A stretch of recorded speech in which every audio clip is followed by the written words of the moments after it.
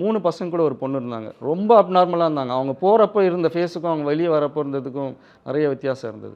அது எல்லாமே மானிட்டர் பண்ணி அவங்ககிட்ட ஸ்பெசிஃபிக்கா இதெல்லாம் நோட் போட்டு சொன்னேன். பாருங்க இந்த ஃபோட்டோல இப்படி இருக்காங்க, இந்த ஃபோட்டோல இப்படி இருக்காங்க. இதெல்லாம் நீங்க தான் சொல்லணும். இப்பவே இவங்கள ஸ்டாப் பண்ணா மட்டும் தான் இவங்களோட ஃபியூச்சர் நல்லாயிருக்கும். நீங்க தான் வந்து கண்டிக்கணும். பொண்ண பெத்தவங்க தான் ஃபோன் எடுக்க மாட்டேங்கிறா, ஃபோன் ஸ்விட்ச் ஆஃப்லயே இருக்கு. வேற ஏதாவது நம்பர் யூஸ் பண்றாளா அப்படின்னு சொல்லி கேட்டாங்க.